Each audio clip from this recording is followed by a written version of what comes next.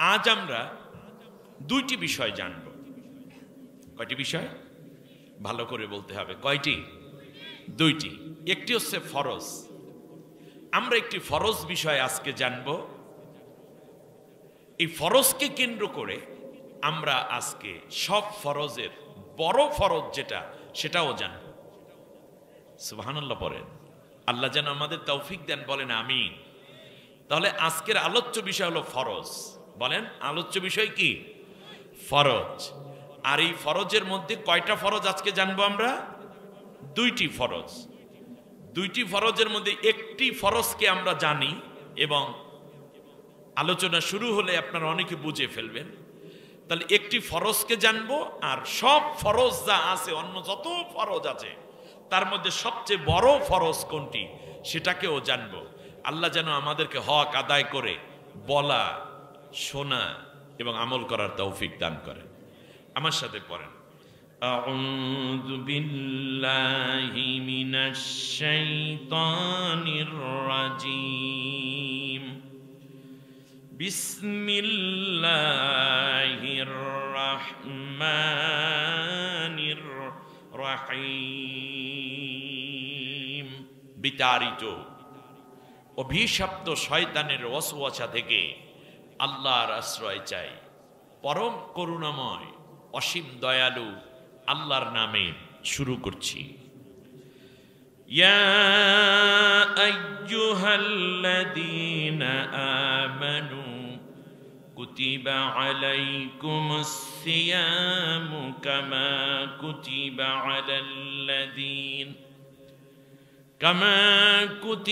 আলাল্লাযীনা মিন ক্বাবলিকুম লাআল্লাকুম তাত্তাকুন। আইয়ামান মা'দুদাত, ফামান কানা মিনকুম মারিদান আও আলা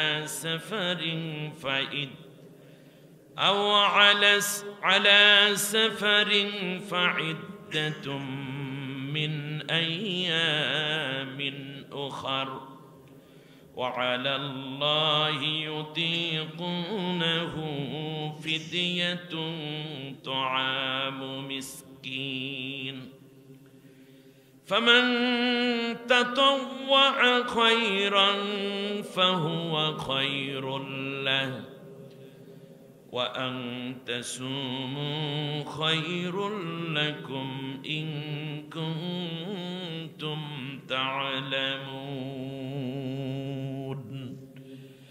আমানতু বিল্লাহ অর্থ হচ্ছে, হে ওই সমস্ত নারী পুরুষ, ওই সমস্ত লোক যারা আমি আল্লাহর প্রতি বিশ্বাস স্থাপন করেছো বলে, ঈমান এনেছো বলে দাবি করে বেড়াচ্ছ, তোমরা শোনো, তোমাদের উপরে আমি আল্লাহ রোজাকে ফরজ করে দিলাম। যেমন করে এই সিয়াম তথা রোজাকে ফরজ করলাম, এর আগেও তোমাদের পূর্বপুরুষদের উপরেও এই রোজাকে আমি ফরজ করেছিলাম।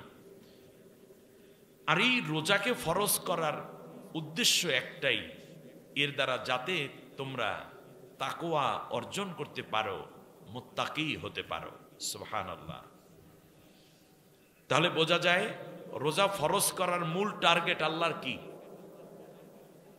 তাকওয়া অর্জন করা। আজকে আমরা এই বিষয়টা নিয়ে আলোচনা করব ইনশাআল্লাহ। এরপর আল্লাহ বলছেন, বেশি দিন না, আইয়ামাম মা'দুদাত, অল্প কয়েকটা গোনা দিন মাত্র। সুবহানাল্লাহ। তোমাদের মধ্যে এরপরও যদি কেউ রোগাক্রান্ত হয়ে পড়ো অথবা সফর অবস্থায় থাকো, তাহলে রোগ থেকে মুক্ত হয়ে এবং সফর থেকে মুকিম যখন হয়ে যাবে, তখন ওই যে কয়দিন রোজা রাখতে পারো নাই, ওই সময় রোজা পূরণ করে নিও। এরপর আল্লাহ সুবহানাহু ওয়া তাআলা বলছেন, ওয়া আলাল্লাযীনা ইউতিকুনাহু ফিদিয়াতুন তুআমু মিসকিন। তবে মনে রেখো, এমন যদি হয়ে পড়ে যে কোনো দিন আর রোজা রাখা তার পক্ষে সম্ভব হবেই না, এমন রোগী তাহলে তোমরা মিসকিনদেরকে ফিদিয়া দিয়ে দিও। মনে রাখবে, তোমাদের কেউ যখন কোনো কল্যাণ কাজ করো, সেটা মূলত তার জন্যই কল্যাণ বয়ে আনে। সুবহানাল্লাহ। যারা ভালো কাজ করে, এটা আল্লাহর কল্যাণ হয় না, কল্যাণ হয় কার? তার নিজেরই, যে যেটা ভালো কাজ করে। আর চূড়ান্ত কথা আমি বলে দেই তোমাদেরকে, রোজা রাখলে সেটা তোমাদের জন্যই কল্যাণ, যদি তোমরা বুঝতে পারো। সুবহানাল্লাহ। রোজার কি কি কল্যাণ আছে আমরা বলবো। আমি আলোচনার শুরুতে আপনাদেরকে একটা কল্যাণের কথা বলি। বর্তমান বিশ্বের একজন বিজ্ঞানী 2017 সালে তিনি চিকিৎসা বিজ্ঞানে বিশ্বে নোবেল পুরস্কার পেয়েছেন, সারা বিশ্বে। ওনার নাম হচ্ছে ইউসুনোরি ওসামি, একজন জাপানি মানুষ। তার একটি গবেষণার বিষয় ছিল অটোফেজি। অটোফেজি মানে হচ্ছে, আমরা যে প্রতিনিয়ত খেতে থাকি, খাই না, খাই, পান করি, হ্যাঁ, এর ফলে মানুষের গোটা শরীরের মধ্যে অগণিত কোষ রয়েছে। কোষ রয়েছে প্রায় কয়েক কোটি কোষ। কিন্তু মজার ব্যাপার হচ্ছে, যখন কেউ বেশি খেতে থাকে, তখন ওই কোষের পাশে কিছু অতিরিক্ত কোষ তৈরি হয়ে যায়, যা পরবর্তীতে ক্যান্সার হয় এবং টিউমার হয়। প্রয়োজনের বেশি কোষ খাওয়ার ফলে তৈরি হয়ে যায়, ফলে এইটা থেকে ক্যান্সার হয়, এইটা থেকে কি হয়? টিউমার হয়। টিউমার এবং এই ক্যান্সার রোধের জন্য তিনি গবেষণা করতে করতে দেখলেন যে যদি কোনো ব্যক্তি একটানা 30 দিন দিনের বেলা না খেয়ে থাকে, তাহলে ওই যে শরীরের প্রয়োজনীয় কোষ যা আছে, এই কোষের ক্ষুধা লেগে যায়, কারণ সে খাওয়ান পাচ্ছে না। তখন পাশে যে অতিরিক্ত কোষ আছে, এইগুলো সে খাওয়া শুরু করে দেয়। ফলে এই খেতে খেতে মূলত 30 দিন লেগে যায়। 30 দিন যখন কোনো ব্যক্তি একটানা এভাবে দিনের বেলায় উপবাস করে, তারপরে তার শরীরে আর কোনো অতিরিক্ত কোষ বাকি থাকে না, যা আল্লাহ তৈরি করেছেন এইগুলোই থেকে যায়। ফলে ওই ব্যক্তি ক্যান্সার এবং টিউমার হওয়া থেকে আল্লাহ তাআলা তাকে হেফাজত করে দেন। বাকি কি কি উপকার আছে আমি আপনাদেরকে তা জানাবো। অতএব আপনি যদি সুস্থ থাকতে চান, আপনি যদি ক্যান্সার মুক্ত থাকতে চান, আপনি যদি টিউমার মুক্ত হতে চান, তাহলে আপনাকে সিয়াম পালন করতে হয়, রোজা পালন। যখন আপনি ক্ষুধা পায়, সাথে সাথে ওই কোষগুলোও ক্ষুধা পায়। সে পাশে যেই অতিরিক্ত কোষ আছে, এইগুলো খেয়ে খেয়ে মূল কোষ বেঁচে যায়। আর এইগুলো অতিরিক্ত সব কোষ শেষ হতে সময় লাগে 30টা রোজা। পরবর্তীতে এই বিজ্ঞানী ইউসুনোরি ওসামি দেখলেন যে কোথায় আছে এই রকম গবেষণার 30 দিন রোজা রাখাই লাগে। দেখলো যে ইসলাম ধর্মে আছে 30টা রোজা রাখা লাগে। আর 30টা রোজা রাখার ফলে তিনি যা বললেন যে হায় হায়, আমি যা গবেষণা করলাম, এটা তো আল্লাহ রাব্বুল আলামিন বহুত আগেই এই চিকিৎসা দিয়া কোরআনের মধ্যে আল্লাহ বললেন রোজা রাখো, এই রোজা তোমার জন্য কল্যাণ হবে যদি তোমরা বুঝতে পারো। মানুষ সুস্থ থাকার জন্য সিয়াম পালন করা জরুরি। এই অটোফেজির উপর গবেষণা করে তিনি নোবেল পুরস্কার পেলেন। আর আল্লাহ রাব্বুল আলামিন কোরআনুল কারীমের মধ্যে বললেন, একজনে নোবেল পেয়েছে, আমি আল্লাহ কিয়ামতের দিন কোটি কোটি রোজাদারকে নোবেল দেওয়ার জন্য গেট বানাই রাখছি। সুবহানাল্লাহ বলেন। বিশ্বনবী সাল্লাল্লাহু আলাইহি ওয়াসাল্লাম বলেছেন, রাইয়ান নামক একটা দরজা আছে জান্নাতের মধ্যে। এই দরজাটা দিয়ে কেবলমাত্র রোজাদার যারা, তারাই প্রবেশ করতে পারবে, অন্য কেউ এই দরজা দিয়ে প্রবেশ করতে পারবে না। শুধু তাই নয়, আল্লাহ রাব্বুল আলামিন বলেন, শোনো, প্রত্যেক রোজাদারকে আমি আল্লাহ জান্নাতের নোবেল পুরস্কার দেব।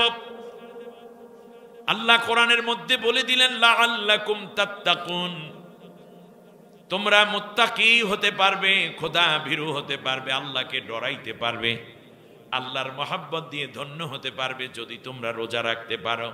রোজার উদ্দেশ্য আল্লাহর সন্তুষ্টি অর্জন, তাকওয়া অর্জন করা। এবার আল্লাহ রাব্বুল আলামিন বলেন, শোনো, আমি আল্লাহ তোমাদেরকে নোবেল দেওয়ার জন্য ডাকবো। সুবহানাল্লাহ বলেন। এই নোবেল কমিটি আলাদা কেউ নয়, আমি আল্লাহ নিজেই।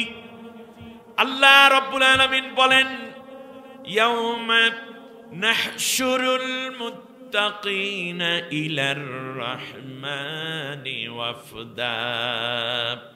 আমি নোবেল দেওয়ার জন্য, শ্রেষ্ঠ নোবেল পুরস্কৃত করার জন্য আমি আমার বান্দাদেরকে ডাকবো। সুবহানাল্লাহ বলেন। ইয়াউমা নাহশুরুল মুত্তাকিন, ওই সমস্ত নারী পুরুষ যারা আমাকে না দেখে ভয় করেছে, ওই লাআল্লাকুম তাত্তাকুন, যাতে খোদাভীতি অর্জন করতে পারে। আর খোদাভীতি, আল্লাহ ভীতি যারা অর্জন করে তাদেরকে বলে মুত্তাকিন। মুত্তাকিন হয়ে গেছো, আমি আল্লাহ রাব্বুল আলামিন কিয়ামতের দিন তোমাদেরকে পুরস্কার দেওয়ার জন্য আমি জড়ো করব। সুবহানাল্লাহ বলেন। পৃথিবীতে একজনে নোবেল পুরস্কার পায়, গোটা বিশ্ব হাততালি দেয়, স্যালিউট করে, উইশ করে, টুইটার করে, তাদেরকে ধন্যবাদ জানায়। আর আল্লাহ রাব্বুল আলামিন বলেন, কিয়ামতের দিন রোজাদারকে আমি আল্লাহ নিজ হাতে পুরস্কার দেব। আস-সাওমু লি ওয়া আনা আজজি বিহি, আমি আল্লাহ নিজে নিজে পুরস্কার দেব, আমি আল্লাহ নিজে নোবেল দেব রোজাদারকে। ধনী নাকি গরিব আমি খেয়াল করব না, শিক্ষিত নাকি অশিক্ষিত তাও আমার দেখার বিষয় না, বাড়ি গাড়ির মালিক নাকি তাও আমার দেখার বিষয় নয়। রোজার পুরস্কার, সিয়ামের পুরস্কার আমি আল্লাহ নোবেল পুরস্কারটা নিজ হাতে দান করব। সুবহানাল্লাহ। প্রত্যেক আমলের পুরস্কার বান্দা পাবে তার আমল অনুযায়ী, কিন্তু নবীজি বলেছেন,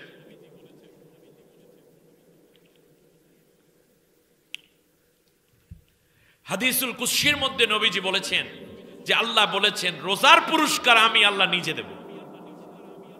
তা আল্লাহর হাত দিয়ে যে পুরস্কার আসবে, এটার চেয়ে বড় নোবেল কি আর বান্দার জন্য হতে পারে? দুনিয়ার নোবেল আর কি। এবার আল্লাহ রাব্বুল আলামিন বলবেন, শোনা, ইয়াউমা নাহশুরুল মুত্তাকিনা ইলার রাহমানি ওয়াফদা, আমি আল্লাহ আমার বাড়িতে মেহমান করে আমার বান্দাকে আমি হাজির করব যারা রোজা রাখবে। আমি আল্লাহকে রোজার হক আদায় করে যারা রোজা পালন করবে, ভয় করবে, আমি আল্লাহ নিজ হাতে তাদেরকে পুরস্কার দেওয়ার জন্য জড়ো করব। সুবহানাল্লাহ। এবার আল্লাহ রাব্বুল আলামিন বলেন, আমি পুরস্কারটা দিয়ে দেব। আমার এই পুরস্কার প্রাপ্ত বান্দাগুলো হেঁটে হেঁটে জান্নাতে যাবে, এটা মানায় না। এই জন্য আমি আল্লাহ সুবহানাহু ওয়া তাআলা জান্নাতকে রোজাদারদের পায়ের কাছে এনে দেব, যাতে করে আমার বান্দা জান্নাতে যাওয়ার ক্ষেত্রে মাঝখানে আর কোনো দেরি না হয়। ওয়া উজলিফাতিল জান্নাতু লিল মুত্তাকিনা গায়রা বাঈদ। সুবহানাল্লাহ। আল্লাহর ঘোষণা, সবগুলো আল্লাহর কথা। আল্লাহ তাআলা বলছেন কিয়ামতের দিন জান্নাতকে আমি আল্লাহ মুত্তাকিনদের পায়ের কাছে এনে হাজির করে দেব। শুধু তাই নয়, যারা রোজা রাখবে জীবনে, আমি আল্লাহ রাব্বুল আলামিন এই তাকওয়ার নীতি যদি তারা অবলম্বন করতে পারে, রোজার মূল রেজাল্ট যদি তারা অ্যাচিভমেন্ট যদি তারা আর্ন করতে পারে, অর্জন করতে পারে, তাহলে আমি আল্লাহ সুবহানাহু ওয়া তাআলা তাদের অভাব অনটন দূর করে দেব। আমি আল্লাহ এমন জায়গা থেকে রিজিক দেব যা সে কোনোদিন চিন্তাও করতে পারে নাই। وَمَن يَتَّقِ اللَّهَ يَجْعَل لَّهُ مَخْرَجًا وَيَرْزُقْهُ مِنْ حَيْثُ لَا يَحْتَسِبُ। আল্লাহ রাব্বুল আলামিন বলেন, রোজা রাখার উদ্দেশ্য ছিল তাকওয়া অর্জন করা। যদি আমার বান্দা তাকওয়া ঠিক অর্জন করতে পারে, আমি আল্লাহ ওয়াদা করলাম, আমি আল্লাহ তাকে বাঁচার জন্য হাজার রাস্তা তৈরি করে দেব। সুবহানাল্লাহ। ওয়া ইয়াত্তাকিল্লাহ ইয়াজআল লাহু মাখরাজা। আমি আল্লাহ রাব্বুল আলামিন ওয়াদা দিলাম, ও রোজাদার, তুই টেনশন করিস না, রোজা দ্বারা আমি তোর কাছে যা চেয়েছি, তুই যদি এই চরিত্রে বৈশিষ্ট্যে মণ্ডিত হতে পারো, নিজের আখলাক সাজাতে পারো, তোমার জীবনকে যদি তাকওয়ার নীতি দিয়ে সাজাতে পারো, আমি আল্লাহ ওয়াদা করলাম ইয়াজআল্লাহু মাখরাজা, তোমাকে বাঁচার জন্য হাজার রাস্তা তৈরি করে দেব। ওয়ায়ারযুকুহু মিন হাইসু লা ইয়াহতাসিব, এমন জায়গা থেকে রিজিক দেব যা তুমি চিন্তাও করো নাই। আর ওটা আস্তে সুবহানাল্লাহ বললে ভালো হইতো না? আমাদের সমাজে দেখা যায় রিকশাওয়ালারা অনেকেই রোজা রাখে না। তোমার অভাব কিয়ামত পর্যন্ত দূর হবে না। তার কারণ রোজা এসেছিল তোমার অভাব দূর করার জন্য, কিন্তু তুমি রমজান মাসে তোমার আয়ের উৎস বানাইয়া সব রোজাগুলো বাদ দিয়েছো। তুমি কি সারা জীবন ওই রিকশাই চালাই যাবা? ভাগ্য উন্নয়ন হবে না, কারণ আল্লাহ ভাগ্য উন্নতির যেই পথ দেখিয়েছেন তার কেন্দ্রবিন্দুতে রেখেছেন রোজাকে। রোজা রেখেছো, আল্লাহ বলছেন হাজার রাস্তা তৈরি করে দেব তোমার বাঁচার জন্য। সুবহানাল্লাহ বলেন।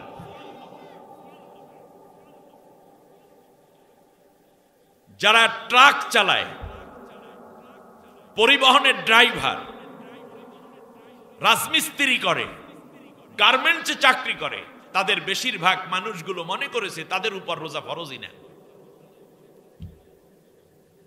কিছু ধনী মানুষরাও মনে করেছে আল্লাহ রাব্বুল আলামিনের এই বিধান থেকে আউট হয়ে গেছে। তারা মনে করেছে আমার গ্যাস্ট্রিক বুঝি বেড়ে যাবে, আর আল্লাহ বলছেন আনতাসুমু খায়রুল লাকুম। আপনারা বলতে পারেন তাহলে ধনী মানুষের হুজুর তার তো অভাব নাই, ওর অভাব সবচেয়ে বেশি। যাই দেখেন বাংলাদেশের সবচেয়ে বড় ধনী সালমান এফ রহমান এখন কম্বল চাই, একটা কম্বল দাও যাতে করে মাথার নিচে দিতে পারি, দুইটাই হয় না। আমি কি বানিয়ে বলছি কথাটা? জোরে বলেন, বানিয়ে বলছি? তার চেয়ে বড় ধনী এবং পাওয়ারফুল ব্যক্তি যিনি বোন সহ পালিয়ে গেছে কোথায়? দাদার দেশে। দাদার দেশে যে পালাবে এই কথা আল্লামা সাইদি সাহেব এক জীবন্ত কোরআন 26 বছর আগে বলেছেন। মুসলমানরা গাছের গোড়া ধরে নাড়া দিবে, মামু বাড়ি দিল্লি গিয়া পড়বা। ঠিক ওখানেই পড়েছে। আপনি চিন্তা করতে পারেন? আমার ভাইয়েরা খেয়াল করুন, আল্লাহ রাব্বুল আলামিন বলেন এমন জায়গা থেকে রিজিক দেব তুমি চিন্তাও করতে পারবা না। এই জন্য রিকশাওয়ালা ভাইয়েরা, কলেজ ইউনিভার্সিটিতে পড়ুয়া বন্ধুরা, আমার বোনেরা, নারী পুরুষ যারা গরিব তাদের বেশি করে রোজা রাখা দরকার। তার কারণ আল্লাহ বলেছেন এই রোজা তোমার জন্য শুধু কল্যাণ নয়, বরং বাঁচার হাজার রাস্তা তৈরি করে দিবে। বাঁচার জন্য অনেকগুলো রিজিকের রাস্তা তৈরি হয়ে যাবে। শুধু এটাই নয়, বরং ওয়ারযুকুহু মিন হাইসু লা ইয়াহতাসিব, এমন জায়গা থেকে রিজিক দেব যার চিন্তাও তুমি কোনোদিন করো নাই। সুবহানাল্লাহ। তাকওয়া। সূরা বাকারা থেকে কথা বলছি। সূরা বাকারার 183 নম্বর আয়াত এবং 84 নম্বর আয়াত, 183-84 নম্বর আয়াত অনুবাদ করেছি। 286টা আয়াত আছে, 40টা রুকু আছে। কোরআনের সর্ববৃহৎ এই সূরা থেকে আমি কথা বলতে গিয়ে লাআল্লাকুম তাত্তাকুন, এই তাকওয়া নিয়ে একটু সামনের দিকে আগাচ্ছি। কিভাবে আল্লাহ বাঁচায়ে দেন। সবচেয়ে বড় বিপদে পড়ে গেলেন হযরত ইউসুফ আলাইহিস সালাম। আপনাদের কষ্ট হচ্ছে না তো? আমি আরম্ভ করলাম, আস্তে আস্তে শুরু হয়ে যাবে ইনশাআল্লাহ। মানে এখন আরম্ভ, পরে কি হবে? শুরু হবে। একটু থাকেন আমার ভাইয়েরা, খেয়াল করুন। সবচেয়ে বড় বিপদে পড়ে গেলেন ইউসুফ আলাইহিস সালাম। 6 তলা বিল্ডিং এর উপরে রাজপ্রাসাদ, আনন্দ মহলের ভিতর ঢুকাইয়া ফেলেছে এক মহিলা। নাম কি? জুলাইখা। এই তো তাফসীর অর্ধেক জানা আছে আপনাদের, আমি একটু ধরাইয়ে দেব। অগল্লাকাতিল আবওয়াব, নিচতলা থেকে 6ষ্ঠ তলা গেট পর্যন্ত সব দরজাগুলো বন্ধ করে দিয়েছে মহিলা। ইউসুফ আলাইহিস সালাম ভরা যৌবনে উদ্দীপ্ত এক যুবক, পৃথিবীর সবচেয়ে সুন্দর একজন মানুষ, নব যৌবনের স্রোতে যেন ইউসুফ আলাইহিস সালাম নিজেকে সুসজ্জিত করার জন্য একেবারেই পরিপাটি। দরজাটা ভেতর দিয়ে বন্ধ করে দিয়েছে, আর বাইরের লোহার গেটগুলো বন্ধ। চাবিটা এই মহিলার হাতের মধ্যে, সব চাবিগুলো। রুমের মধ্যে কোনোদিন ইউসুফ পয়গম্বর এই বিল্ডিং এ থাকেন, কিন্তু এই রুমের ভেতরে কোনোদিনও যান নাই। নির্দিষ্ট রুমের মধ্যে ইউসুফ থাকে, সৎ মানুষ, সতীত্ব নিয়ে আছেন আল্লাহর পয়গম্বর। মহিলা আস্তে করে দরজার ভিতর ঢুকাইয়া, রুমের ভেতর ঢুকাইয়া, এখানে আনন্দ ফুর্তি শুধু করা হয়, মদ গাঁজা নিয়ে লাফালাফি করা হয়, নারী নিয়ে উন্মাদনা করা হয়। চারপাশে বিভিন্ন উলঙ্গ মূর্তি, যা দেখলে যুবকদের মাথা খারাপ হয়ে যাওয়ার অবস্থা। ভেতর দিক থেকে মহিলা দরজাও লাগিয়ে দিয়েছে। এবার বলল, ইউসুফ, টোটাল বিল্ডিং এর মধ্যে কেউ নাই, তুমি আর আমি, আমি আর তুমি। সুতরাং তোমার মনের আকাঙ্ক্ষা পূরণ করতে পারো, আমার মনের চাহিদাও তুমি পুরা করে দাও। ইউসুফ আলাইহিস সালাম বললেন, ইম্পসিবল। কি করছেন আপনি? এই খারাপ কাজ কোনোদিন আমি করব না। আমি যে আল্লাহকে বিশ্বাস করি, সেই আল্লাহ জিনা ব্যভিচার হারাম করেছেন, এটা আমার জন্য সম্ভব নয়। ইউসুফ পয়গম্বরের কথা শুনে মহিলা বলল, কি বলতেছো তুমি? কে দেখবে? আমাদের দেবদেবী যারা আছে সবাইকে পূজা কইরা আমি রাজি কইরা ফেলাইছি। এই বিল্ডিং এর মধ্যে কেউ নাই, কেউ দেখবে না। বাদশাও গেছে অন্যদিকে সফর করতে। তুমি আর আমি, আমি আর তুমি, আর কেউ নাই। ইউসুফ, তুমি আমাকে যদি ভোগ করো, আমার মনের আকাঙ্ক্ষা পূরণ করো, তাহলে তোমাকে 3টা পুরস্কার দেব। 1 নম্বর পুরস্কার, যতবার তুমি আমার সাথে মিলিত হইতে চাইবে, গোপনে গোপনে আমি ব্যবস্থা করে দেব। দ্বিতীয় হচ্ছে, এই রাজ দরবারে তুমি এখন থেকে ছায়া প্রেসিডেন্ট হয়ে যাবে। বর্তমান প্রেসিডেন্ট যে আছে আমার স্বামী আজিজ মিশর, উনি নম পুরুষ, ওনাকে আমি মোটামুটি মানি স্বামী হিসাবে। উনি সামনে থাকবে, কিন্তু পেছনে তুমি আমার স্বামীর মতোই মর্যাদা পাবে। আর তৃতীয় হলো, এই পৃথিবীতে আজিজ মিশরের আপন বলতে আমি একান্তজন। মন চাইলে আমি আজিজ মিশরকে মেরে ফেলবো, আর সিংহাসনের মধ্যে তোমারে বসাইয়া দেব। কি লোভনীয় অফার দিচ্ছে আজিজ মিশরের স্ত্রী ইউসুফ পয়গম্বরকে। যেহেতু তার আগে কোনো বাচ্চা হয়নি, সে এখনো সেই রূপবতী, মনে হয় যেন 18 বছরের টসটসা যুবতী। কিন্তু ইউসুফ পয়গম্বর দেখলেন, জনগণ না চাইলে আমি জোর করে চেয়ারের মধ্যে বসবো, এইটা চরম একটি অপরাধ হবে। একটা অপরাধের জন্য মহিলা যা বলছেন, 3টা প্রস্তাব আপনার কাছে, আমাদের কাছে বাহ্য দৃষ্টিতে গোল্ডেন অপরচুনিটি হলেও ইউসুফ আলাইহিস সালামের বিবেক বলছে 3টাই অনৈতিক প্রস্তাব। 1 নম্বর, তার দেহ ভোগ করব আমি, সে আমাকে ভোগ করবে, এইটা হারাম। হারাম কাজ করার পরে 2টা রেজাল্ট আসবে। এই মহিলা বারবার আমাকে হারামের প্রতি প্রলুব্ধ করবে, শয়তান আমাকে এই কাজের প্রতি উদ্বুদ্ধ করবে, ওয়াসওয়াসা দিবে। আর তৃতীয় হচ্ছে, অনৈতিকভাবে এই রকম একটি রাষ্ট্র দখল করা, এইটা কোনোদিন ঠিক হবে না। কারণ জনগণের সমর্থন ছাড়া জোর করে কাউকে মাইরা কিংবা দিনের ভোট রাতে দিয়ে ক্ষমতায় থাকার মধ্যে কোনো শান্তি নেই। শেষকালে ইউসুফ আলাইহিস সালামের পালান লাগতো, ঠিক কিনা বলেন? ইউসুফ আলাইহিস সালাম বলেন, আস্তাগফিরুল্লাহ, মাআযাল্লাহ, আল্লাহ আমি তোমার কাছে সাহায্য চাই। মহিলা বলতেছে, ইউসুফ তোমার ঠোঁট 2টা কত সুন্দর, ইউসুফ তোমার গোলাপের পাপড়ির মতো ঠোঁট, কি সুন্দর ঢেউ খেলানো চুল, তোমার বুড়ো 2টা এগুলের ডানার মতো, তোমার শরীরে কি চমৎকার ঘ্রাণ, কি সুন্দর ডাগর কাজল কালো চোখ। ইউসুফ আলাইহিস সালাম বললেন, আমি যেদিন মরে যাব এই চোখের আলো নিভে যাবে, যেই দিন আমি মরে যাব সেই দিন ঠোঁট সাদা হয়ে যাবে, আমার চুলগুলো খসে পড়বে। আমাকে গুনাহের প্রতি আহ্বান করো না। সাথে সাথে মহিলা চিন্তা করেছে, যুবক মানুষ, একটু কিছু দেখাইয়া দেই যাতে করে সে আগ্রহ সৃষ্টি হয়। মাথার কাপড়টা ফেলে দিয়েছে, গায়ের কাপড়টা অনেকটাই খুলে ফেলেছে, পরনের শাড়িটাও খুলে ফেলেছে।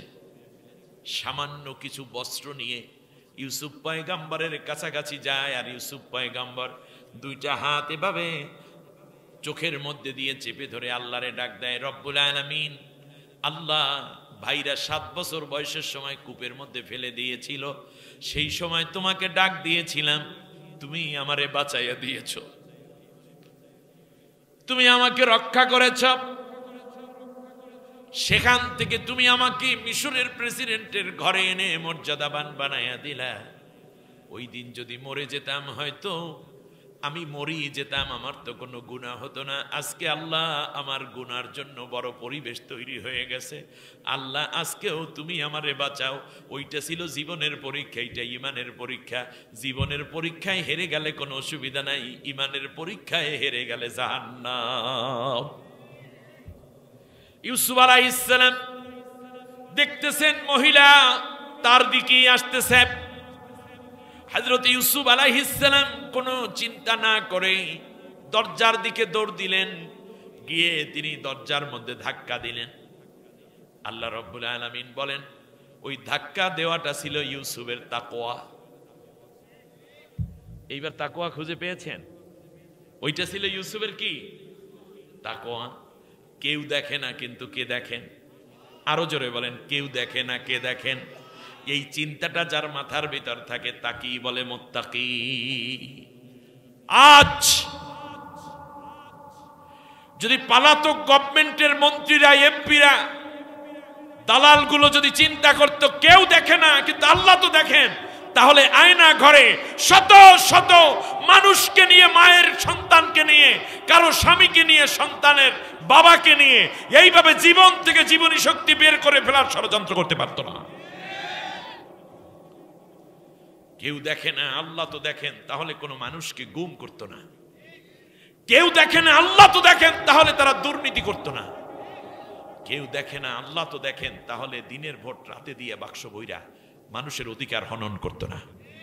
কেউ দেখে না, আল্লাহ তো দেখেন, এই সত্তাটুকু যদি তাদের ভেতরে থাকতো তাহলে তারা দেশের টাকা বিদেশে পাচার করতে পারত না।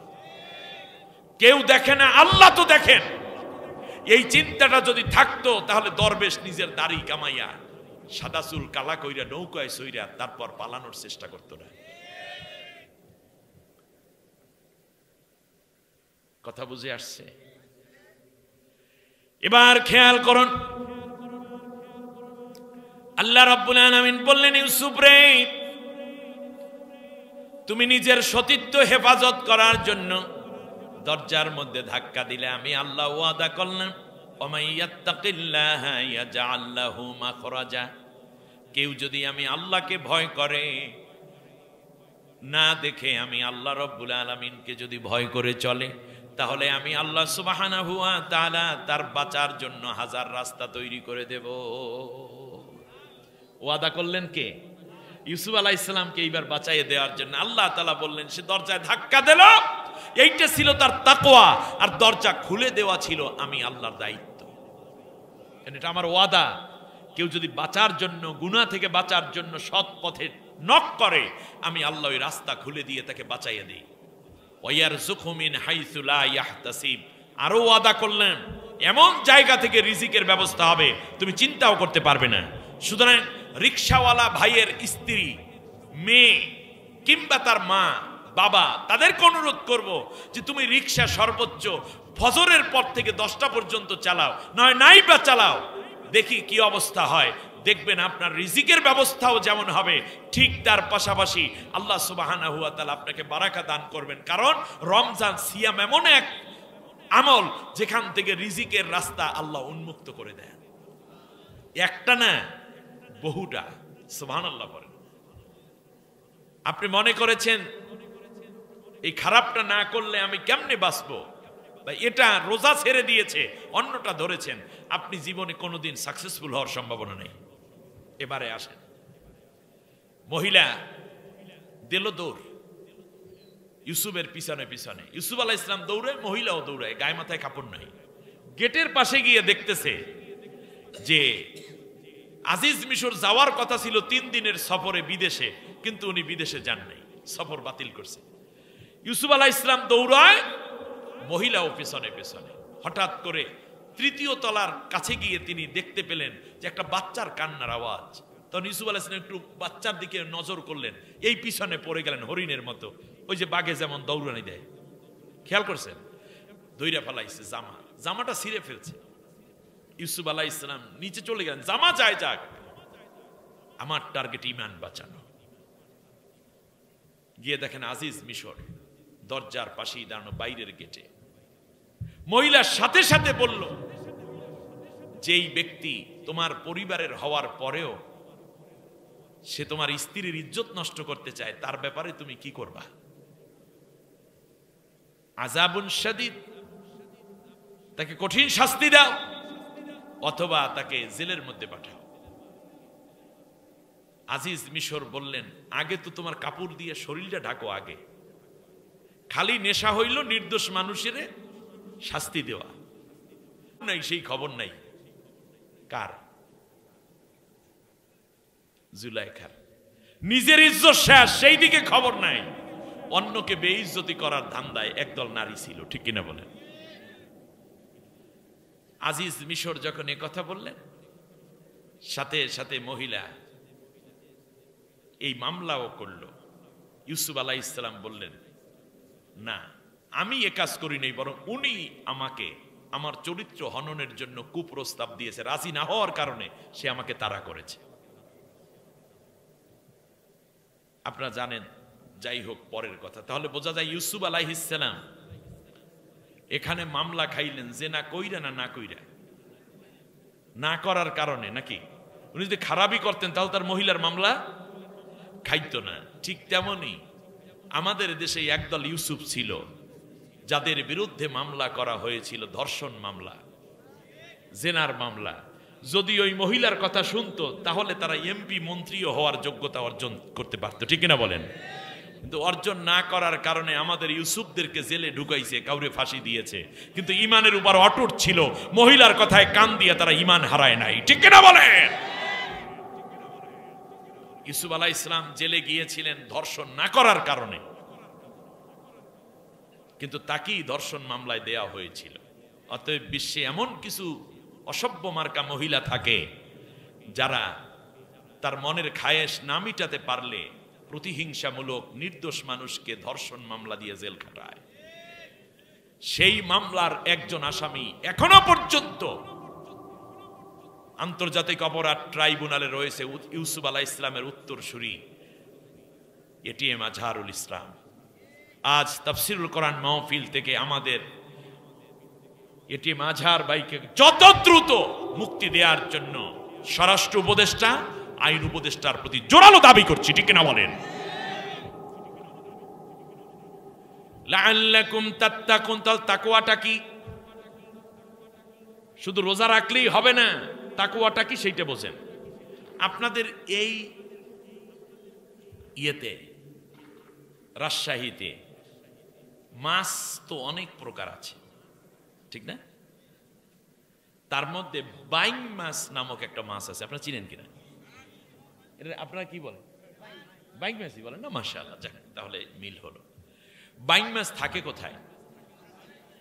কাদার মধ্যে। কিন্তু নিজের গায়ে কি এক ফোঁটা কাদাও লাগে? লাগে না। এইটা হলো তাকওয়া। যেন ওয়াজটা মনে থাকে, সেই জন্যই উদাহরণটা দিলাম আপনাদেরকে। অর্থাৎ সমাজের মধ্যে অন্যায় আছে, কিন্তু কোনো অন্যায় আমাকে স্পর্শ করবে না। হাজার নারী বেহায়া বেপর্দা, কিন্তু আমি বেপর্দা হব না, আমি পর্দা পশিদা মতোই চলব।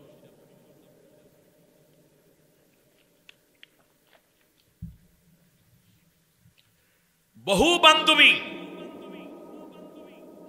গুনাহ করার জন্য তারা বয়ফ্রেন্ড নিয়েছে, বহু বন্ধু তার যৌবনকে নষ্ট করার জন্য আল্লাহর গুনার পথ বান্ধবী নামক নারীকে পছন্দ করে নিয়েছে। কিন্তু না, আমি কেবলমাত্র বিয়ে করব যাকে, তিনি আমার স্ত্রী হবেন। আর বোন, তুমি চিন্তা করেছো যে আমি এই গড্ডালিকা প্রবাহে নিজেকে ভাসিয়ে দেব না, বরং যার কাছে আমার বিয়ে হবে তিনি হবেন আমার স্বামী, তিনি আমার বয়ফ্রেন্ড, তিনি আমার সবকিছু। এই চিন্তা করে যদি আপনি হাজার অন্যায়ের মধ্যে ঠিক থাকতে পারেন, তাহলে আপনি মুত্তাকি। অনেক কাদা কিন্তু নিজের গায়ে মোটেও লাগে না, এইটার নাম যেমন বাইং মাছ, মুত্তাকিরা ঠিক তেমনই থাকবে। পুলিশ ঘুষ খাচ্ছে, বসেও খায়, নিচেরটাও খায়, কিন্তু আমি খাই না, কারণ আমি জানি ঘুষ খাওয়া হালাল না হারাম। এই যে আপনি খাইলেন না ঘুষটা, এইটা তাকওয়া, এইটা শিক্ষা দিতে আসছে রমজান। সুবহানাল্লাহ বলেন। অনেকে মিথ্যে কথা বলে, কিন্তু আমি মিথ্যা বলি না, আমি মুত্তাকি। এইটা ট্রেনিং দিতে আসছে রমজান। কি রকম? যেমন আল্লাহ রাব্বুল আলামিন বলেন, শোনো, রোজা রাখার মাধ্যমে তুমি তাকওয়া কিভাবে অর্জন করবা, শোনো। সুম্মা আতিম্মুস সিয়ামা ইলাল লাইল, সন্ধ্যা হওয়া পর্যন্ত, সূর্যাস্ত পর্যন্ত রোজাকে পূরণ করো। আপনার জীবনের বড় ডিমান্ড, বড় চাহিদা এই মুহূর্তে খাবার। যেমন ধরুন, প্রথম রোজাটা ইফতার হলো 6টা 10-এ, 6টা 10-এ। এমন সময় 6টার সময় কিংবা 5টার সময় বড় ক্ষুধা লেগেছে, ঘরের মধ্যেই ফ্রিজের মধ্যে সুন্দর করে শরবত বানাইয়া আপনার স্ত্রী রেখেছে, একটু ঠান্ডা হোক। এভাবে বেলের শরবত, চিরার শরবত, মুড়ির শরবত, ফল ফ্রুট কেটে একটু ঠান্ডা করার জন্য রেখেছে। ঘরের মধ্যে কেউ নাই, মন চাইলেই আপনি একটা খাবার খেয়ে ফেলতে পারেন, কিন্তু খান না। কার ভয়? জোরে বলেন। আল্লাহর ভয়। ওই খাবারগুলো হালাল না হারাম? হালাল। খাবারগুলো কি? হালাল। কিন্তু খাচ্ছেন না কেন? নিষেধ করেছেন কে? খুব ভালো করে বুঝেন, খুব এক্সক্লুসিভলি আমি একটা বিশ্লেষণ দিচ্ছি। খাবারটা হালাল এবং আপনারও প্রয়োজন। বুকের মধ্যে পিপাসা, পেটের মধ্যে ক্ষুধা, পৃথিবীর কেউ দেখে না, সুন্দর সুন্দর খাবার সাজানো, আপনার বউও গেছে মনে করেন পাশের বাসায়, ভাবি ডেকেছে এজন্য গিয়েছে, বাসার মধ্যে কেউ নেই, বাচ্চারাও ঘুমাইয়া পড়েছে কিংবা খেলতে গেছে। এই সময় 1 বোতল পানি, 1 গ্লাস শরবত খাইলে কোনো অসুবিধা নাই। একটা আপেল খেয়ে ফেললেন, 2টা খেজুর খাইলেন, পেটের মধ্যে ক্ষুধা আছে, বুকের মধ্যে পিপাসা আছে, কিন্তু নামাজ এখনো ইফতারের ওয়াক্ত হয় নাই। আপনি খাইলেন না, কার ভয়? এই খাবারটা কি আপনার জন্য হারাম ছিল না হালালই ছিল? হালালই ছিল। এই হালালটাকে বর্জন করলেন কার হুকুমে? এই হালালকে বর্জন করাই আল্লাহ রব্বুল আলামিন আপনাকে ট্রেনিং দিতেছেন, যাতে করে বাকি সময়গুলো হারামকে আপনি সহজে বর্জন করতে পারেন। এইটার নাম তাকওয়া। এখানে গরুর গোশত রান্না করা আছে, মুরগির রোস্ট আছে, রানগুলো তাকাই আছে, ইলিশ মাছের মাথাটা, শোল মাছের মাথাটা কিংবা তরকারি, এমনি করে করে কত খাবার টেবিলের সামনে উপস্থিত, কিন্তু আপনি খাইলেন না। কার ভয়ে? সব খাবার হালাল। আল্লাহ বলছেন খাবি না, আপনিও খাইলেন না, কারণ আপনি আল্লাহরে ডরাইলেন। আল্লাহ, তুমি খাইতে অনুমতি না দিলে আমি আল্লাহ হালালও খাই না। তুমি খাইতে অনুমতি না দিলে আমি হালালও, কারণ আমি তোমার গোলাম। আল্লাহ রাব্বুল আলামিনের হাবিব বলেন, নবীজি বলেছেন, যখন কোন বান্দা বান্দি ইফতার সামনে নিয়ে বসে যায় আর যখন সে দোয়া পড়তে থাকে, ইয়া ওয়াসিয়াল মাগফিরাত ইগফিরলি, আল্লাহ তুমি ক্ষমাদাতা, আমাকে তুমি মাফ করে দাও। সামনেই খাবার, আল্লাহ ফেরেশতাদেরকে ডাক দিয়ে বলেন, আমার বান্দা খায় না কেন? আল্লাহ তোমারে ডরায়, করে আমারে দেখছেনি? কয় না, আল্লাহ দেখে নাই। আমারে না দেখা যারা ভয় করলো, তাকওয়ার নীতি অবলম্বন করলো, আমি বললে খায়, আমার হুকুম না আসা পর্যন্ত খায় না। সুতরাং ওই বান্দারা আমাকে না দেখে এত বিশ্বাস করলে, এই বান্দা সব আমার মেহমান, সবাইকে আমি আল্লাহ সব গুনাহ মাফ করে দিলাম। সুবহানাল্লাহ। তাহলে বলুন দেখি, আপনি এখানে হালালকে ত্যাগ করলেন কার ভয়ে, কার হুকুমে? আপনি যেন হারামকে বর্জন করতে পারেন। যেমন হারাম হইল, এখানে ত্যাগ করলেন আপনি ঠান্ডা পানি, রু আফজা সিরাপ কিংবা ফলের জুস, এমনি করে শরবতগুলো আপনি বাদ দিলেন কার ভয়ে? আল্লাহর ভয়ে। পরবর্তীতে আপনি যেন মদ, গাঁজা, ফেন্সিডিল, কোকেন, তারি, মারজুয়ারা, পেথিডিন, ইয়াবা, হিরোইন এইগুলা যেন সহজে বাদ দিতে পারেন, কারণ ওইগুলা হালাল না হারাম। তাহলে আপনি হালালকে যেই আল্লাহর ভয়ে বর্জন করলেন, এমন ট্রেনিং নিতে হবে যেন হারামকে ওই আল্লাহর ভয়ে বাদ দেওয়া সহজ হয়ে যায়। কথা বুঝে আসছে? স্ত্রী আমাদের জন্য হালাল, হারাম না হালাল? হালাল। স্ত্রী আপনার জন্য হালাল, পুরাপুরি বৈধ। যখন আপনি খুশি তখনই স্বামী স্ত্রী মিলন হতে পারে। কিন্তু আপনি যখন সাহারি খাইলেন, সাহারির ওয়াক্ত শেষ, সূর্য অস্ত পর্যন্ত, ইফতারের আগ পর্যন্ত ঘরে হালাল স্ত্রী। আপনি একটা নবু যৌবনের ছেলে, ছুটি নিয়ে আসছেন রমজানে, বাহির থেকে সেনাবাহিনীতে চাকরি করেন কিংবা পুলিশের চাকরি করেন, নতুন চাকরি পেয়েছেন, বিবাহ করেছেন এক রূপবতী স্ত্রীকে, আপনিও সুঠাম স্বাস্থ্যের এক অধিকারী যুবক। বাড়িতে পৌঁছাইছেন কিংবা বিদেশ থেকে আসছেন, এই 6 মাস 1 বছর পরে বিকেল বেলা আপনার স্ত্রী আপনাকে সেবা করছেন, আসরের নামাজের পর বাসায় আসছেন, মসজিদ থেকে নামাজ পড়ে এখন 2 জন রোজা। স্ত্রী আস্তে করে মাথার মধ্যে একটু হাত বুলিয়ে আদর করে দিচ্ছেন, কিন্তু আপনি একজন নব যৌবনের যুবক, আপনার স্ত্রী একজন যুবতী। এমন সময় স্বাভাবিকভাবে মনের মধ্যে একটা ভিন্ন আকাঙ্ক্ষা তৈরি হয়ে গেছে। এমন সময় মনে পড়ে গেল, আল্লাহ তুমি বলেছো সুম্মা আতিম্মুস সিয়ামা ইলাল লাইল, রোজাকে ইফতারের সময় পর্যন্ত পুরা করে দাও। আস্তে করে স্ত্রীকে বললেন, না তুমি চলে যাও। অথবা আস্তে করে আপনি মোড় দিয়ে উঠে শার্টটা গায়েদের হাতের মধ্যে নিয়ে বাইরায় বেরিয়ে পড়লেন আর বললেন, ইফতার জোগাড় করো, আমি আসতেছি। স্ত্রীর মায়াবী হাত, স্ত্রীর নরম শরীর, স্ত্রীর গায়ের আকর্ষণীয় ঘ্রাণ, তার সুন্দর চেহারা আপনাকে আটকাইতে পারে নাই। তার কারণ আপনি বিশ্বাস করেন রোজা শেষ মুহূর্ত পর্যন্ত আমাকে অপেক্ষা করতে হবে, কারে ভয় করলে? কিংবা স্ত্রীর হাতের মধ্যে আপনি চুমু খেলেন আদর করে,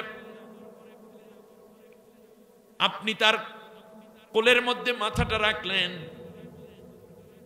এমন সময় দেখা গেল আপনার ভাব ভঙ্গি দেখে স্ত্রী বললেন, প্লিজ বালিশের মধ্যে মাথা দাও, আমার একটু জরুরি কাজ আছে। স্ত্রীটা বের হয়ে গেল।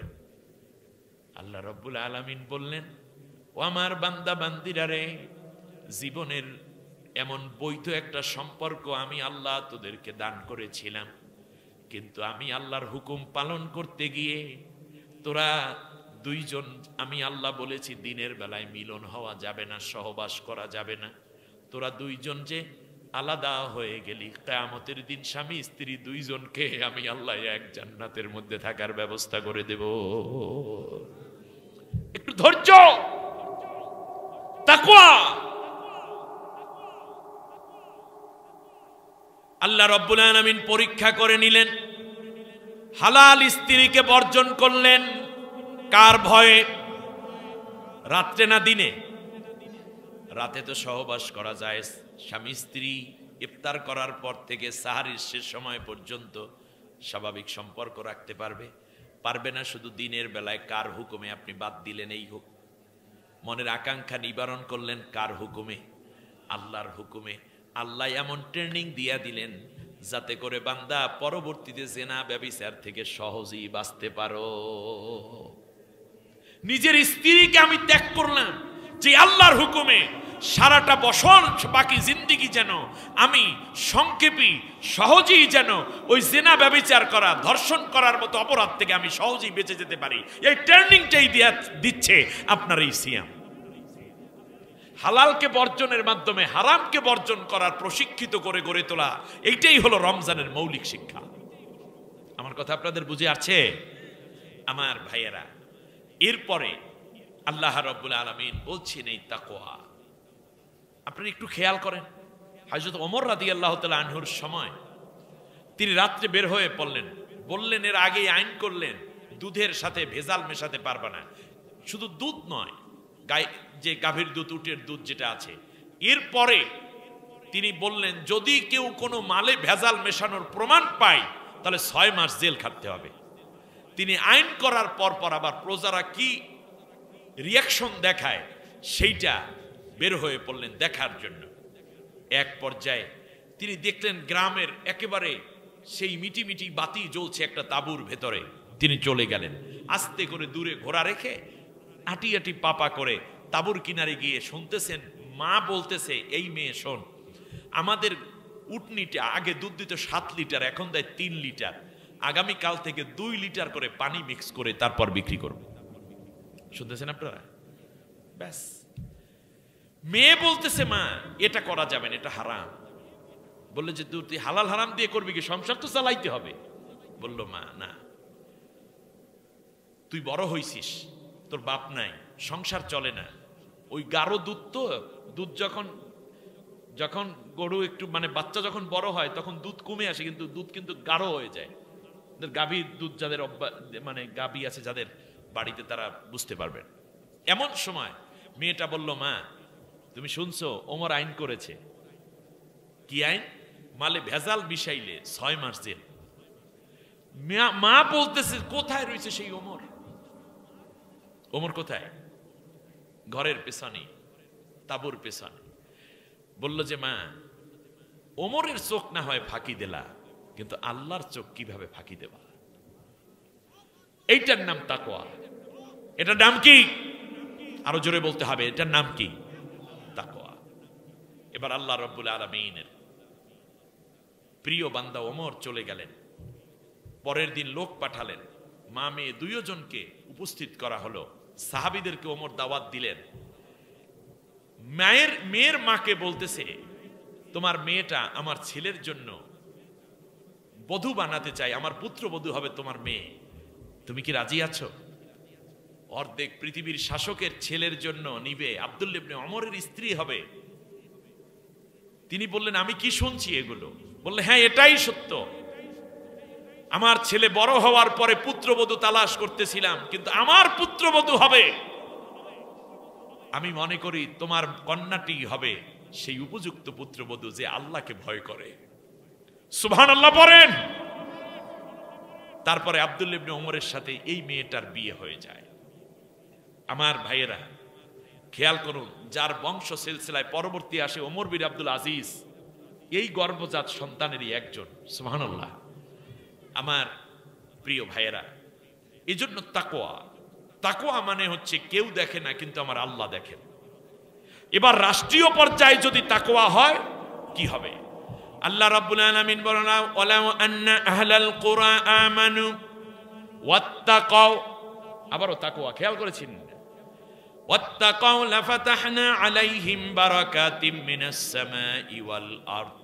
দেশ যারা চালায় তারা যদি আমি আল্লাহকে ঈমান আনে, জমিনের বুকে যদি কোরআনের শাসন কায়েম করে দেয়, আমি আল্লাহ রাব্বুল আলামিন ওয়াদা দিলাম তাহলে আসমানের যত বরকতের দরজা আছে, জমিনের যত বরকতের দরজা, সব দরজা আমি তাদের জন্য খুলে দেব। ওয়াদা কার? এই জমিনের নিচে হীরার খনি আছে না, কয়লার খনি আছে, গ্যাসের খনি, তেলের খনি, স্বর্ণের খনি কোথায়? জমিনের নিচে। আল্লাহ বললেন তোমরা যদি উপরে আমি আল্লাহকে ভয় করে এই মানুষগুলোকে যদি নেতা বানাইয়া দেওয়ার কোরআন দিয়া দেশটা চালাও, তাহলে আমি আল্লাহ জমিনের ভিতরের সব বরকতের দরজা অবশ্যই খুলে দেব, আসমান থেকে রহমতের দরজা খুলে দেব। এইবার আমি একটা তাকওয়ার উদাহরণ দেই, ভালো করে কথা বুঝুন। সেটা কি? যেমন রাসূল সাল্লাল্লাহু আলাইহি ওয়াসাল্লাম ওই যে এক আল্লাহকে ভয় করে চলা, সেটি কেমন ভয় ছিল। মদিনায় কিছুটা দুর্ভিক্ষ দেখা দিল। বিশ্বনবী সাল্লাল্লাহু আলাইহি ওয়াসাল্লাম অ্যানাউন্স করে দিলেন, কে আছো তোমরা সবাই মিলে, যারাই তাদের খাদ্যের অভাব দেখা দিয়েছে, এই দুর্ভিক্ষের কবলে তারা এসে বাইতুল মাল থেকে খাবার নিয়ে নাও। বিশ্বনবী সাল্লাল্লাহু আলাইহি ওয়াসাল্লাম সকালবেলা 1 শতাধিক উট জবেহ করে দিলেন, রাষ্ট্রীয় মাল। কারণ জাকাতে উটের জাকাতলা উট আছে না, এগুলো জবা দিলেন, দুম্বা জবা দিলেন।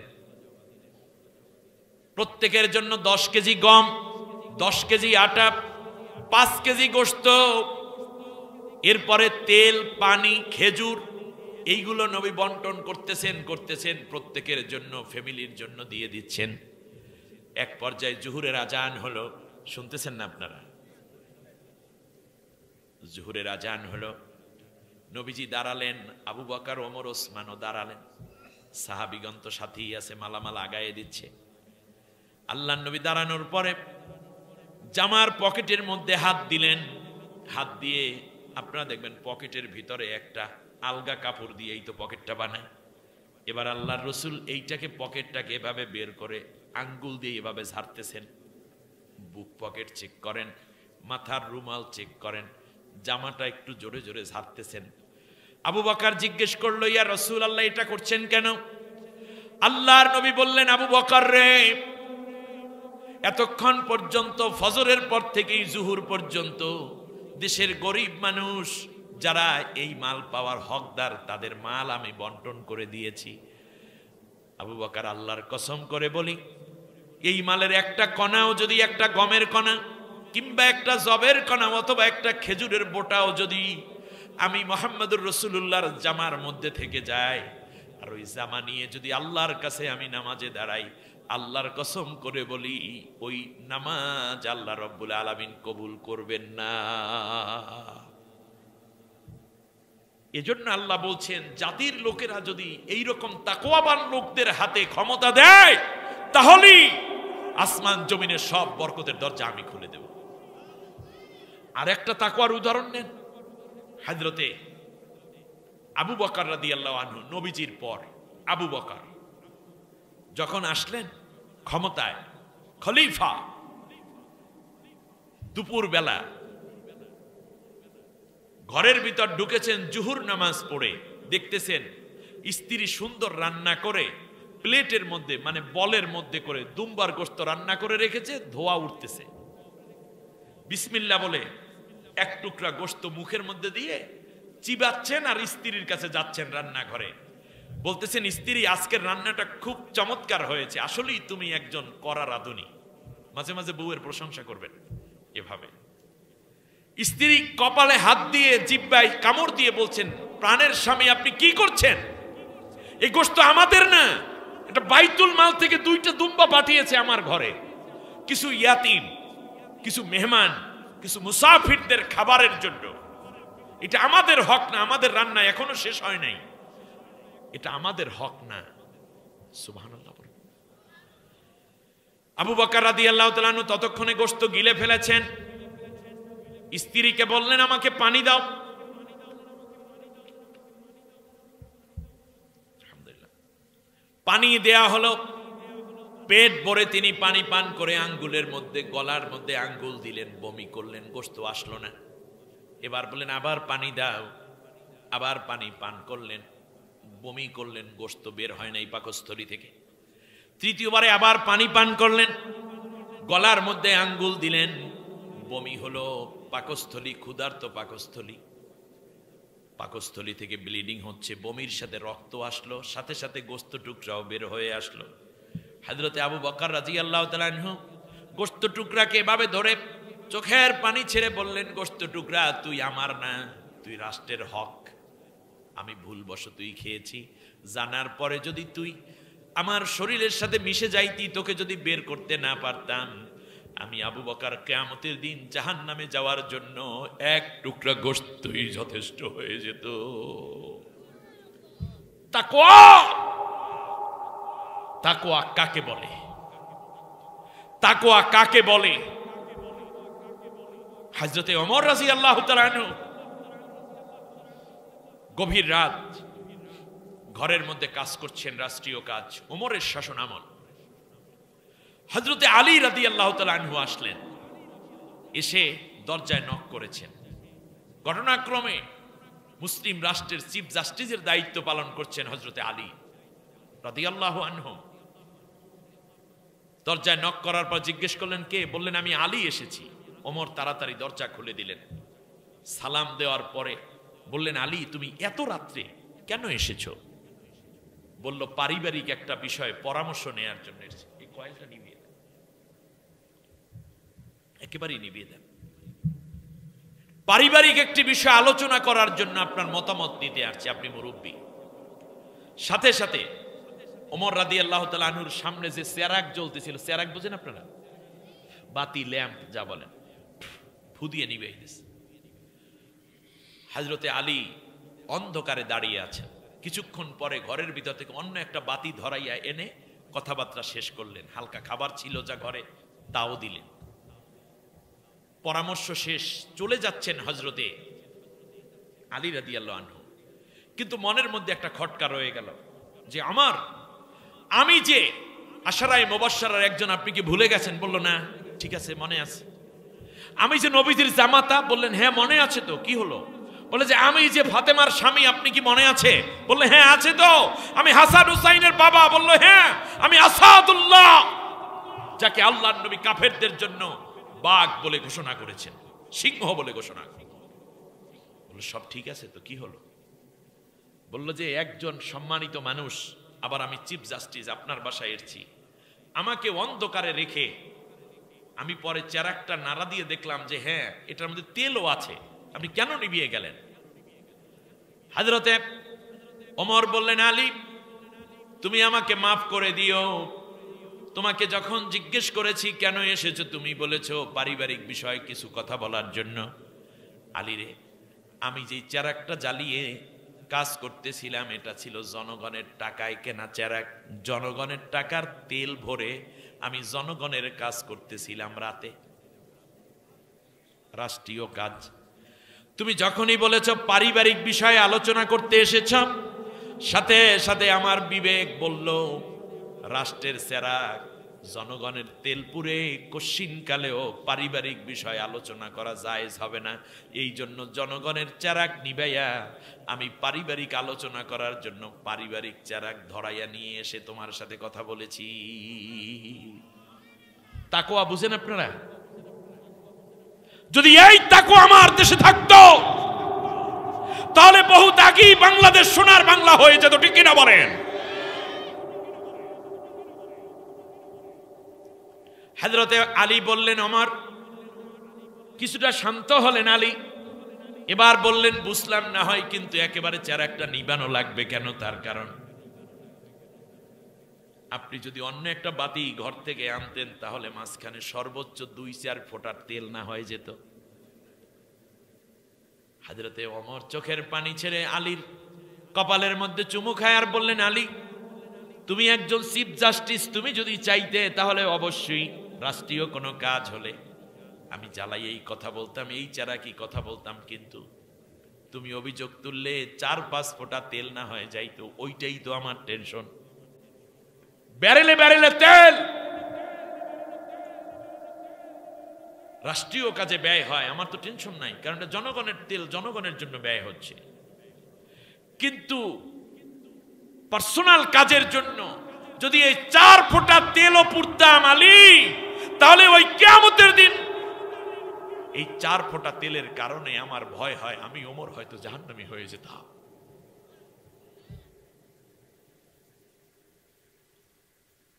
এজন্য আল্লাহ তাআলা বলছেন জাতির নেতৃত্ব যেই দিন মুত্তাকিন লোকেরা দিবে, যারা আমি আল্লাহকে ভয় করে চলে, সেই দিন আমি আল্লাহ তাআলা মনে করব ওদের হাতে সম্পদ নিরাপদ, জান নিরাপদ, ইজ্জত নিরাপদ। সেই দিন আমি আল্লাহ আসমানের অগণিত নেয়ামতের দরজা খুলে দেব, জমিনের অগণিত নেয়ামতের দরজা খুলে মানুষকে শান্তি আর শান্তিতে ভরপুর করার ব্যবস্থা করে দেব। চোরের হাতে আল্লাহ তাআলা স্বর্ণের খনি দেবে, তেলের খনি দেবে, হীরার খনি দিবে। ওরা তো গম চুরি করতে করতেই দেশ ছেড়ে পালায়, ঠিক না বলেন? এত দুষ্ট লোকের হাতে আল্লাহ এই নিয়ামত দিবেন। এজন্য আল্লাহ রাব্বুল আলামিন বললেন, শোনো, এই মুত্তাকি লোক নতুন নতুন জামা পোশাক পইরা ভালো গলা দিয়ে হয় না। এই মুত্তাকি লোক চেহারা দেখা বুঝবা না। এই মুত্তাকি যদি বানাইতে চাও, আমি আল্লাহ রাব্বুল আলামিন একটা কিতাব নাজিল করে দিলাম। দালিকাল কিতাবু লা রাইবা ফীহি হুদাল লিল মুত্তাকিন। সুবহানাল্লাহ। আমি আল্লাহ এই কোরআন নাজিল করলাম, এর মধ্যে কোনো ভুল নাই, আর মুত্তাকিনদের হেদায়েতের রাস্তা দেখাবে এই কোরআন। সুবহানাল্লাহ বলেন। অতএব যেই দলে কোরআনের চর্চা নাই, যেই মানুষেরা কোরআনের দার্স নাই, যেই মানুষগুলো কোরআন দিয়ে রাষ্ট্র পরিচালনা করতে চায় না, এই মানুষগুলো কোনোদিন মুত্তাকি হতে পারে না। আর যতদিন পর্যন্ত আল্লাহর কোরআন দিয়ে দেশ না চলবে, কোরআনের জন্য যারা জীবন দেয়, কোরআনের জন্য যারা নিজেদের সর্বোচ্চ ত্যাগ করতে রাজি থাকে না, যারা কোরআনের কথা বলে, অপরদিকে যারা কোরআনের কথা বলে, কোরআনের জন্য জেল খাটে, আয়না করে যায়, ফাঁসির মঞ্চে যায়, কোরআনের জন্য গুলি খায়, কোরআনের জন্য রিমান্ড খায়, কোরআনের পতাকা উড্ডীন করতে চায়, তারা মন্ত্রী হয়, এমপি হয়, দুর্নীতি করে না। ঠিক তেমনি তাদের হাতে ক্ষমতা গেলেই কেবল বাংলাদেশের সমৃদ্ধি আসবে, বাংলাদেশের উন্নতি হবে। আল্লাহ রাব্বুল আলামিন ওই আফগানিস্তানের মতোই হীরার খনি, কয়লার খনি, গ্যাসের খনি, স্বর্ণের খনি খুলে দিবে। আমরা আমাদের ডিমান্ড গুলো পূরণ করতে চাই, আল্লাহ কবুল করুন, বলেন আমিন। সম্মানিত ভাইয়েরা, আমি আজকে আর কথা বাড়াবো না, আগামীকাল যেহেতু মাহফিল আছে। অতএব মুত্তাকি যারা, তারা কি কোনোদিন দুর্নীতি করতে পারে? রাষ্ট্রীয় পর্যায়ে মুত্তাকি লোকদেরকে আমাদের বসাতে দরকার আছে না নাই? একটা উদাহরণ দিই, মুত্তাকির আরেকটি উদাহরণ দিয়ে আমি দোয়া করব। একে দাঁড়াইলেন কেন? হ্যাঁ হ্যাঁ, না না না, একটু বসে, আলোচনার পুরোটা একটু শুনে যান না। এরা বসবে, অবশ্যই বসবে। যাই হ্যাঁ, একসাথে এত লোক দাঁড়ালে তো সুবিধা। এবার শোনেন, মুত্তাকির আরেকটা উদাহরণ দিই। যেমন মনে করুন 6:10 ইফতার, ঠিক না? কয়টায় যেন বলছিলাম প্রথম রোজা? জানি না কয়টায় হবে, আর কি আমি একটা আন্দাজি বলে দিলাম। 6:10 মনে করেন, 6:10 ইফতার, আপনার সামনে পুরোপুরি খাবার সব রেডি। এখন আল্লাহর ভয়ে তো কিছু খাচ্ছেন না, কিন্তু এমন যদি হয় টেলিভিশন স্ক্রিনে আসছে, 6টার সময় বসে গেছেন মাকে নিয়ে, বোনকে নিয়ে, সন্তানকে নিয়ে, স্ত্রীকে নিয়ে। নবীজি বলেছেন রোজাদারের প্রতিদিন কমপক্ষে একটা দোয়া কবুল করা হবেই হবে। আপনি কি দোয়া করবেন সেটা আপনার ব্যাপার। নিজের জন্য দোয়া করুন, স্ত্রীর জন্য দোয়া করুন, সম্পদের জন্য দোয়া করুন, ঋণ মুক্তির জন্য দোয়া করুন, সুস্বাস্থ্যের জন্য দোয়া করুন, নাজাতের জন্য দোয়া করুন। আল্লাহ যেন আমাদেরকে দোয়াগুলো করার তৌফিক দেন। শুনুন, এমন সময় স্ক্রিনে ভেসে উঠলো টেলিভিশনে, এই দেখ আজান কখন দেয়, আজান কখন দেয়, বলেন এইরকম। এখন স্ক্রিনে আসলো আজকে হলো 6:10 ইফতার রাজশাহীতে, কিন্তু স্ক্রিনে একটা ব্যাপার আছে যে এই রাজশাহীর বাসীর কথাই বললাম। রাজশাহীবাসী স্বরাষ্ট্র মন্ত্রণালয় থেকে ঘোষণা আসছে, প্রধান উপদেষ্টার সরাসরি বার্তা। আমেরিকা থেকে চাপ দেশে, রাশিয়া থেকে ধমক দেশে, ভারত থেকে ষড়যন্ত্র করছে, চায়না থেকে উদ্বুদ্ধ করছে। সবাই বলতেছে 6:10 ইফতার থাকলেও অনিবার্য কারণ বশত আজকের ইফতার 6:05 করাই লাগবে। কথা বলে না দোষ কি? বলা আছে কেউ যদি আজকে ঠিক 6:05 ইফতার করে যদি দেখাইতে পারো, তাহলে তাদের প্রত্যেককে 1 লাখ করে টাকা দেওয়া হবে এবং ওই পরিবারের একজনকে ফ্রি ভিসায় বিনা প্রশ্নে ভিসা দিয়ে আমেরিকা নিয়ে যাওয়া হবে, যাদের বেতন 20 লাখ টাকা করে। কয়জনে ইফতার করবেন আগে? 5 মিনিট, মাত্র 5টা মিনিট। ভাই ভাই প্লিজ, বোনেরা মায়েরা, মাত্র 5 মিনিট। কেউ কি ইফতার করবেন আগে? কিন্তু এই কথা যদি বলা হয়, যদি 5 মিনিট আগে কেউ ইফতার না করো, তাহলে তার 6 মাস জেল, 3 দিনের রিমান্ড। ভয়ে পইরা হইলেও তো কমপক্ষে 5 মিনিট আগে ইফতার করবেন নাকি? রাজশাহীর বাইরে একটু জোরে জবাব দেন তো। কেউ করবে না ইফতার? কেন করবেন না? তার কারণ আল্লাহ বলছেন তোমরা রোজাকে পূর্ণ করো সূর্য অস্ত পর্যন্ত। যেহেতু সূর্য অস্ত হয় নাই, আল্লাহর কথার সাথে মেলে নাই। আবার বলি, আল্লাহ রাব্বুল আলামিনের কথার সাথে মিলে নাই সরকারের কথা, আইনমন্ত্রীর কথা, পুলিশের কথা, র্যাবের কথা, টেলিভিশনের কথা। এই কারণে আমরা 5 মিনিটও আমরা কম্প্রোমাইজ করতে রাজি না, ঠিক না বলেন? 5 মিনিট কেন, 1 মিনিট আগেও কি ইফতার করবেন? অবশ্যই না। কারণ কথাটা কার সাথে মেলে নাই। তাহলে বোঝা যায় একজন রোজাদার মুত্তাকি সেই ব্যক্তি। রমজান এটা আমাদেরকে শিখিয়ে যায়, যদি কোনো কথা, যদি কোনো হুকুম আল্লাহর কোরআনের সাথে না মেলে, আল্লাহর আইনের সাথে না মিলে, তাহলে আমরা সেই কথার দ্বারা যত লোভনীয় হোক, যত রকমের শাস্তি ভয় ভীতি হোক, কশিনকালেও আমরা সেই ব্যক্তিকে পরোয়া করব না, ওই আইন আমরা মানি না। তার কারণ আল্লাহর সাথে ওই আইনটা মেলে না। এই রকম রোজাদারি তো আমরা হলাম নাকি? কিন্তু সেই রোজাদার পরবর্তীতে আল্লাহর আইন মানে না, মানব রচিত আইন মানে। রোজা নিজে রাখার পরেও আল্লাহর বিরুদ্ধে আইন পাশ করায় সমর্থন দেয়। আপনি রোজাও বোঝেন নাই, তাকওয়াও বোঝেন নাই, আপনি কোরআনও বোঝেন নাই, আপনি একটা আসলে ভুয়া। কথা বুঝে আসছে? 1 মিনিট আল্লাহর কথার সাথে না মেলার কারণে আমরা কম্প্রোমাইজ করতে পারি না।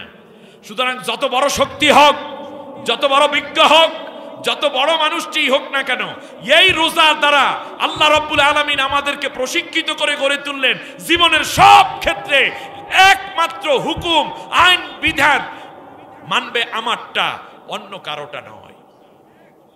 এজন্য যেই রমজান মাসে আল্লাহ তাআলা রোজা ফরজ করে দিলেন, যেই 183 নম্বর আয়াতের মধ্যে, ঠিক সেই সূরা বাকারার 218 নম্বর আয়াতের মধ্যে কি আল্লাহ রাব্বুল আলামিন বললেন, কুতিবা আলাইকুমুল কিতাল ওয়া হুয়া কারহুল লাকুম, তোমাদের জন্য আমি আল্লাহ যুদ্ধকে ফরজ করে দিলাম। সুবহানাল্লাহ পড়বেন না? যুদ্ধকে কি করে দিলাম? ফরজ করে দিলাম। যেই বছর রোজা ফরজ, সেই বছর যুদ্ধ ফরজ। না, বুঝাইতে পারলাম না আপনাদেরকে। যেই বছর রোজা ফরজ, সেই বছর বদরের যুদ্ধ ফরজ। যেই সূরায় রোজা ফরজ, সেই সূরায় যুদ্ধ ফরজ। তার কারণ সাহাবীগণ রোজা রেখেছেন, অলরেডি সিয়াম পালন করা শুরু করে দিয়েছেন। 17ই রমজান বিশ্বনবী সাল্লাল্লাহু আলাইহি ওয়াসাল্লামের উপরে আয়াত নাজিল হয়ে গেল, যাও এবার যুদ্ধের ময়দানে আমি আল্লাহ তোমাদের উপর রোজা যেমন ফরজ করে দিলাম, আমি আমার আল্লাহর জমিনে তোমাদের উপরে রোজা রাখা যেমন ফরজ করে দিলাম। এই জমিনের, এই কোরআনের আইনের বিরোধিতা যারা করবে তাদের বিরুদ্ধে যুদ্ধ করাকেও আমি আল্লাহ ফরজ করে দিলাম।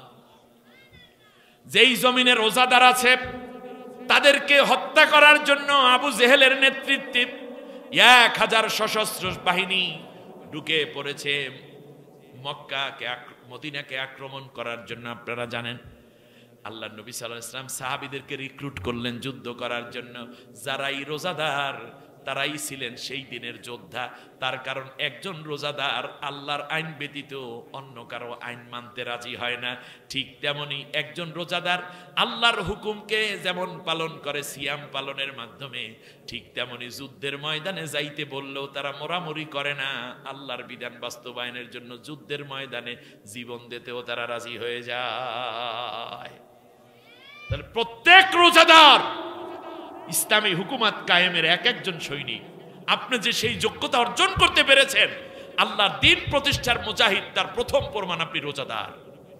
তার কারণ রোজাদার আল্লাহর হুকুমের সাথে অন্য কারো হুকুমকে শিরক করে না, এবং আল্লাহর হুকুম যারা অন্য কারোটা হুকুম মানে না, সেটা হলো তার ইফতার, সিয়াম, কিয়াম, স্ত্রী সহবাস ত্যাগ করা, হালালকে ত্যাগ করার মাধ্যমে আল্লাহর বিধান কি সে পূর্ণ আনুগত্যের যেই প্রমাণ তাকওয়া দেয়, সেইটা দ্বারা সে জিহাদের ময়দানে হাজির হয়ে জীবন দেবে।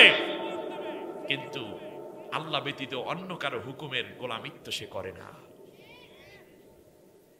এজন্য যেই মাসে রোজা ফরজ, সেই মাসেই যুদ্ধ ফরজ।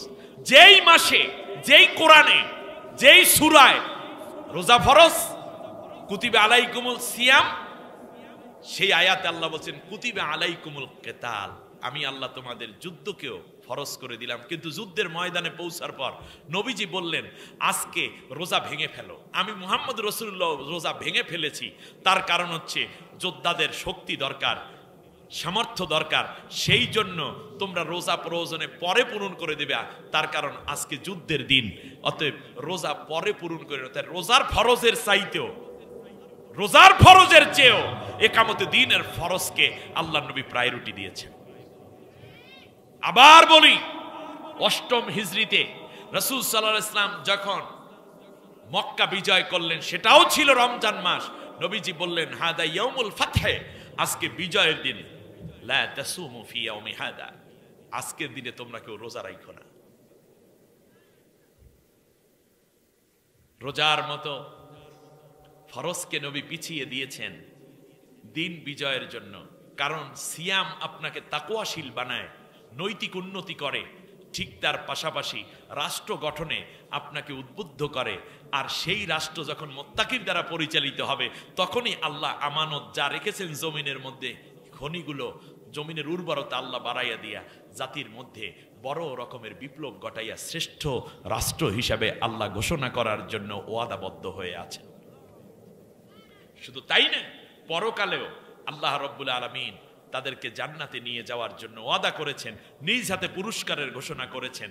এমন কি জান্নাতে তারা হেঁটে যাবে না, জান্নাত বরং তাদের পায়ের কাছে এসে পড়ে থাকবে।